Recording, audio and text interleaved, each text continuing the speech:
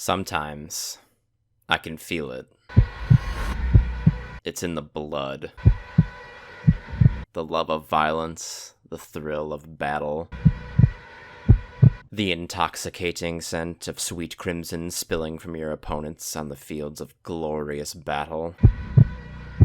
You know me not, dearest of viewers, but in my lifetime, I've known nothing but violence. Nothing but hardcore violence.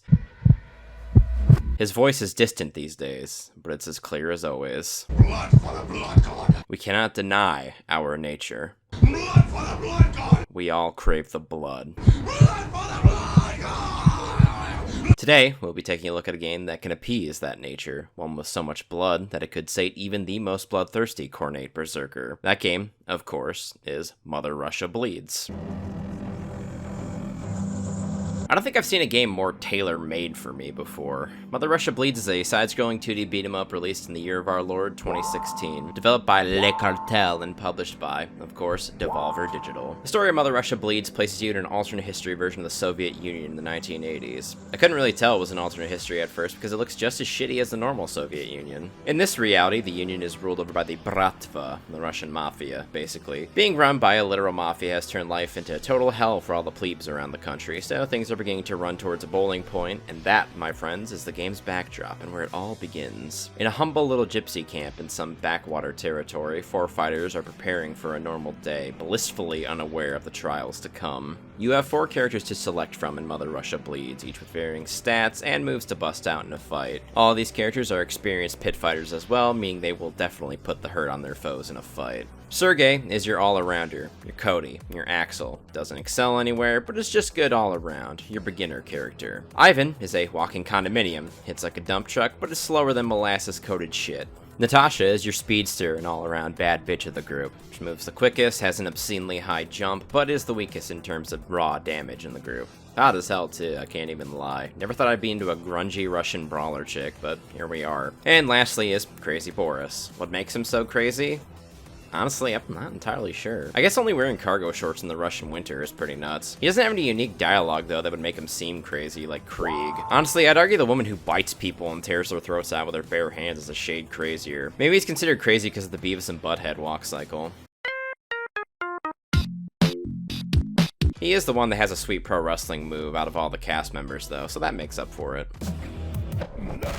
You select your preferred brawler and be dropped into a tutorial mission. Mother Russia Bleeds is actually pretty unique in terms of its mechanics and controls when it comes to being a beat-em-up. Still maintains the same basic combo as every other beat-em-up out there, but basically you can mash it on your target infinitely, mixing in heavy strikes as well for a stun. Well, you can beat on your opponent infinitely provided you never get interrupted, of course. Your light attack can also be held down for a devastating charge punch, which absolutely blasts any poor soul unfortunate enough to get caught by it. It's also an attack you can hold while moving, even though at a slower pace, obviously. You have a heavy strike as well, which knocks people back into the ground to help build some space. You can also do running strikes, and you have a slide for running knockdowns too, as well as a jumping attack, duh. Mother Russia Bleeds also features a dedicated grab button, from which you can blast your opponent with light strikes, crush them with a heavy strike, throw them for damage, or to knock people down, or you can toss them into the sky and follow up with a sweet jumping grab. What does happen automatically like a grab in a typical beat 'em up though, is a mount on downed opponents, which allows you to ground and pound their head into fine mush.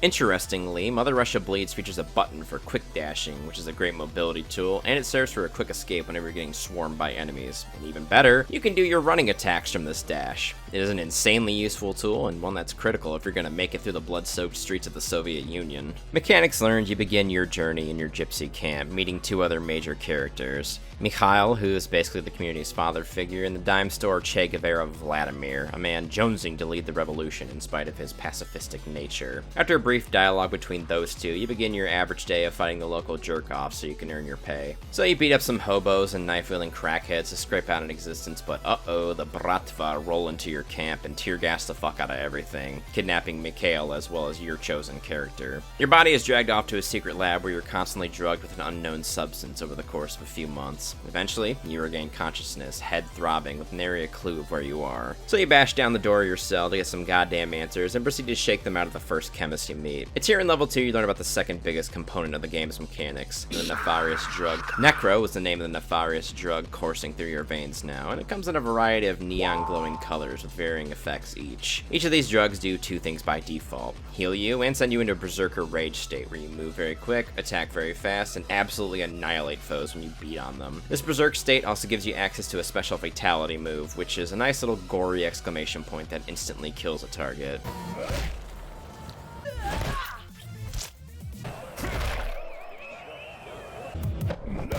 The basic drug you start the game with, Kremlin Kernel, gives you a minor heal and a minor berserk state, but the other drugs give you other effects as well. Some can mind control foes, others allow you to rejuvenate your body through violence. All of them have varying levels of heal and numbers of dosages on top of berserker strength, so pick according to your preferences. You only have a handful of shots as well, but thankfully you can get more. How? Why? By sucking the drug straight out of the brains of your dead foes, specifically the ones still wriggling after you dispatch them. Normal enemies can do this. Ones with skin tinge greens are ripe with it as well. After the drugs and combat mechanics, I think now is the time to talk about the main draw of Mother Russia Bleeds, which is the extreme violence level. I love it, of course. The blood and gore in this fair little title is excessively brutal. It really reflects the desperate, vicious fighting you'd see from someone whose living was made by pit fighting. Brutal punches, savage kicks, violent elbows, and knees to the groin, alongside biting even. All these feats of spectacular violence are backed up with very crunchy, wet sound effects.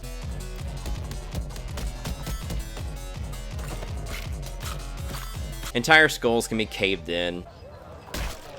Enemies get progressively bloodier as you savage and beat on them. It's radical, really. You don't even need just your hands and feet, since Mother Russia Bleeds provides you with an insane arsenal of weapons to commit aggravated assault with. Billy clubs, baseball bats, fire extinguishers, knives, broken bottles, a busted condom machine, severed heads, and all sorts of other stuff.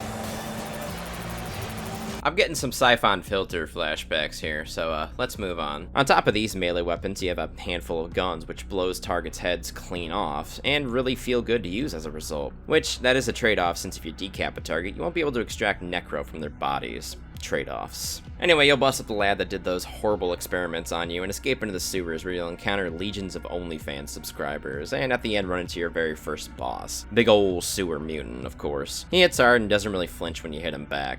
And pretty much every level follows this formula, essentially. You go through a few areas beating up flunkies before eventually running into the boss. So I'll just go through the story now.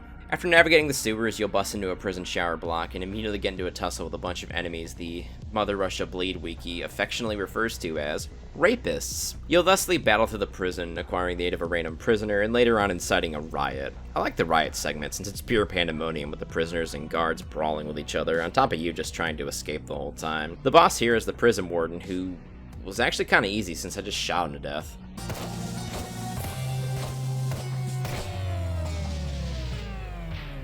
You escape to your old home thereafter, finding out that everyone is gone and your squad is now overrun with crackheads and gopniks.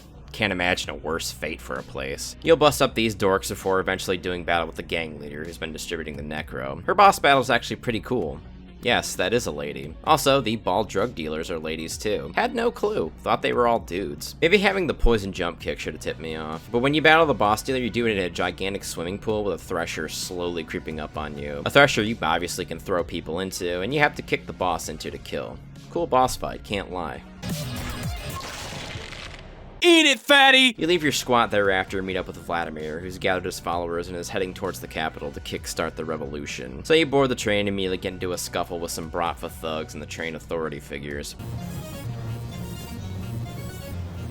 Hungry one, open up a package of my bologna. Before you ask, yes, you do get to fight on top of the train. And double yes, there are signposts you have to jump over. Fuck yeah, I love this type of segment in beat-em-ups. You get off the train and fight the boss, an elite Spetsnaz agent. You have to throw flashbang grenades to blind and then beat up while he's stunned. Or you can just let him get run over by the train. Dispatch him and promptly charge into a BDSM club. An odd choice, but really no better place to display Bratva decadence and degeneracy. Here you'll pick up the best NPC comrade ever. Dog. Listen, he's a bit of a weirdo, but he can take a solid beating, and he's pretty vicious in a fight, too, so just take him along with you. You have to fight a bunch of rejected members of the Demolition Tag Team under the neon lights and purple misted floors of the club. Just before the final boss of the area, you run to your old friend Mikhail, now a bitch of the Bratva. Before you can beat the shit out of him for selling you all out, though, he vanishes and you're left to fight the Butcher.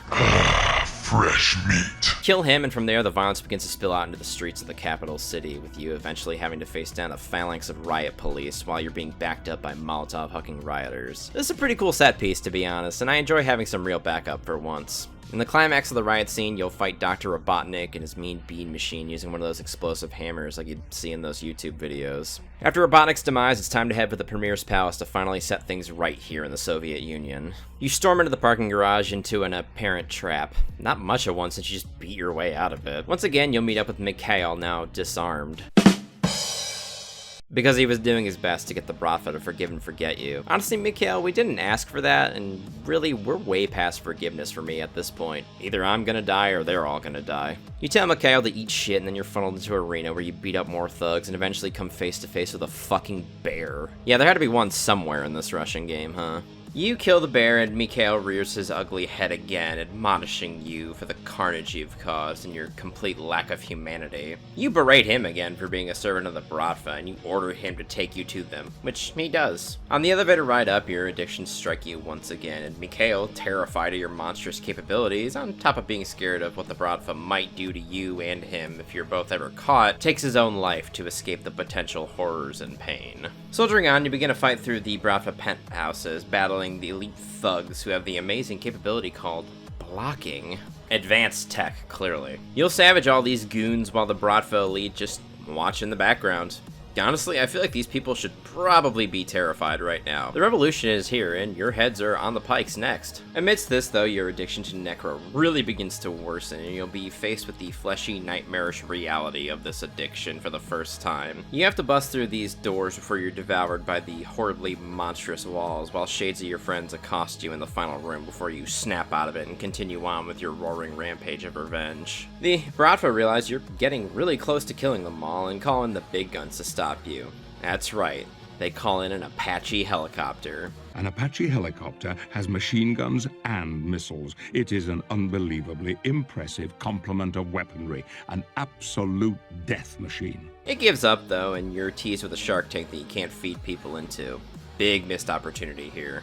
You then crush through the brothel and end up catching the Premier with his pants down, balls deep in a prostitute as well. He flees, you beat up some Spetsnaz guys, and you chase the Premier up to his own personal penthouse. There, you'll use Samurai Jack's katana to carve a bloody path to his office. Just nuts and bolts, people. Remember that. After this gore-soaked section, you storm into the Premier's office. You trade verbiage with him, and after listening to his half-assed explanations for everything, you decide to just clobber him. But he calls in the big guns to deal with you. The Premier's boss battle is actually kind of funny, because it's just him trying to escape on a rope ladder while you actively stop him. Yet another politician that can't fight. After bopping him enough, though, all of his flunkies decide to just abandon him promptly, and it's finally time for some sweet, sweet revenge. Unfortunately, the necro in your veins begins to take over, and you're tossed into the horrid, fleshy walls of the final level of the game, and honestly, one of the most annoying bosses in beat-em-up history. Well, the first segment, at least. Your addiction berates you for not giving into it and begins to send shades of yourself to attack you while the flesh walls begin closing in. Since you lack a vegetable man to prop them open, you have to grab these needles off the ground, as well as drop from your shades, and hurl them into the walls to keep them from devouring you. You need to do this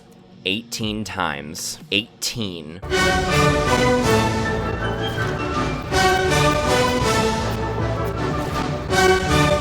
Why? You know, 8 times would be fine. 10 times might be pushing it a little bit, but still fair in my opinion, but 18? That is way too much. I'm just playing on normal, you know? Do that and you'll reach phase 2. Flesh pillars begin descending down on you with fists to crush you, and you have to beat them up till they're all dead, all while avoiding these weird little syringe bugs. The final phase commences and you're finally faced down with the Necro addiction itself. In the first phase, Necro will do Balrog dash punches, Akira-style arm attacks, and cap it off by shooting out these Necro needles to harm you. Fortunately, he gasses himself after the needles, so you get a window to clobber him down. Second phase is the same, but with a whole nother Necro attacking you, and your shades being a nuisance as well. Just do the same things though, and the boss battle will be a wrap. You vanquish your addictions and come back to reality, seeing the Premier massacred and crucified on his own desk. Your actions during the final battle will determine if you get the good or bad ending now.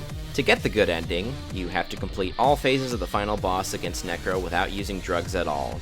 which, I mean, that's pretty hard, truthfully. I did it, so the good ending is canon, not to mention the bad ending is just your character's heart giving out and you dying, so that's no fun. In the good ending, your character survives their battle with Necro and becomes a leading figure in the new government since the fall of Bratva by your hand. The character remarks they only did this for revenge, but Vlad states nobody has to know your true intentions when it comes to leading the revolution. The future looks bright as the game comes to a close. Beyond the story mode, you have a bunch of arena modes to play with too. Arena modes, which upon reaching wave 10 in, unlocks the other drugs you shoot up, so there is a point to giving these survival type maps the old college try. There's also cooperative multiplayer, and if you lack friends, well, you can just use an AI companion too. But yeah, that's Mother Russia Bleeds. At a base, Mother Russia Bleeds is a very solid, fun beat-em-up, one with mechanics that make it unique versus most of the other ones on the market right now. It also makes itself distinct with the absurd violence levels, this whole thing being a blood-soaked rampage of revenge. Violence appeals to my lizard brain, so it knocks this title up a few points. Plus, it's just a fun little title that I wanted to highlight. Mother Russia Bleeds also taught me a very valuable lesson in that if you have an addiction to drugs, all you need to do is beat the shit out of it and you'll successfully conquer it. Take notes, intervention. Anyways, as always, my name is HadesManticore, and this channel do be City State Manticore. Thanks a ton for watching if you did. Drop a like and a subscribe, because as always, there's more content to come. Feel free to follow me on Twitch and TikTok as well, and I will see you all in the next video. Goodbye.